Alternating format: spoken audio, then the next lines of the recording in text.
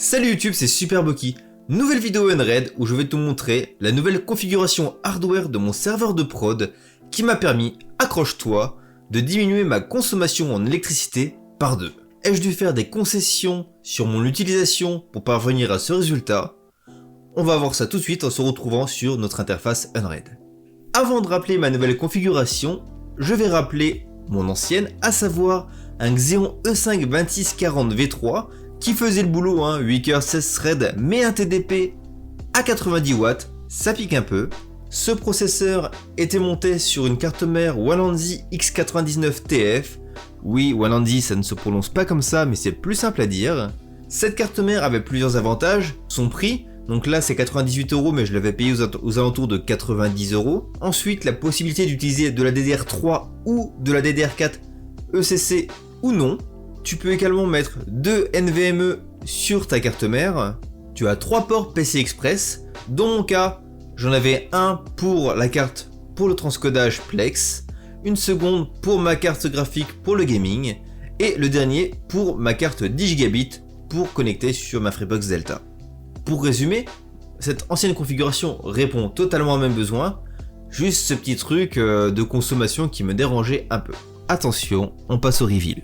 J'ai troqué mon E5 2640 V3 pour un Intel Core i5 10400.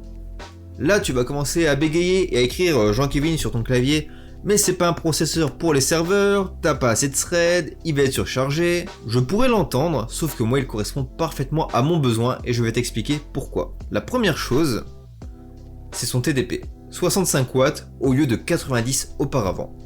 Donc là on part déjà un tiers de ma consommation si on veut vulgariser.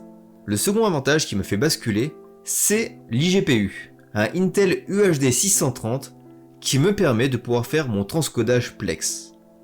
J'étais assez sceptique qu'une puce intégrée à un processeur puisse faire un transcodage qualitatif, et si j'ai basculé, c'est que au final je me suis rendu compte que ça suffisait largement à mes besoins. Tu l'auras compris, la Quadro qui me servait au transcodage n'est donc plus dans mon serveur car je n'en ai plus besoin. Donc en plus d'avoir un processeur qui consomme moins, je n'ai plus une carte graphique qui consommait également des ressources. J'ai donc aujourd'hui en termes de stockage 4 disques mécaniques, un NVMe et 2 SSD. J'ai ma carte graphique, une GTX 970 4 Gb et ma carte 10 Gb.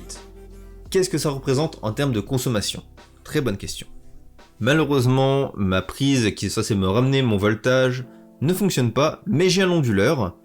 Mon onduleur a une charge actuellement de 19% et j'ai seulement mon Homelab de branché. Mon onduleur a une fréquence nominale de 230 watts, donc si on veut grossir les choses, on peut dire qu'on peut prendre 20% de 230 watts, ça nous fait entre 50 et 55 watts, mais là, voilà, tout ne travaillait pas, je ne suis pas en train de jouer, je ne suis pas en train de transcoder. En effort, je monte aux alentours de 38% de ma charge.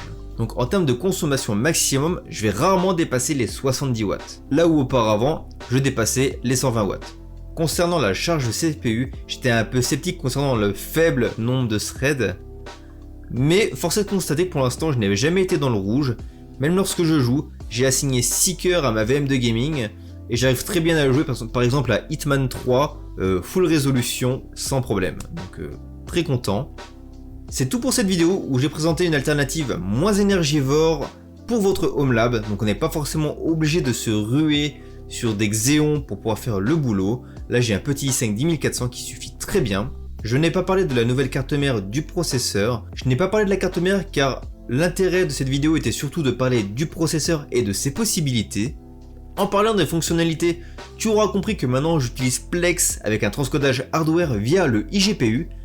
Si ça t'intéresse de voir comment j'ai fait, n'hésite pas à le mettre dans les commentaires. Comme d'habitude, pense à mettre le pouce bleu, à partager et à t'abonner. On a dépassé les 1300 et c'est aussi grâce à vous. On se dit à bientôt pour d'autres vidéos sur Unraid. Salut YouTube!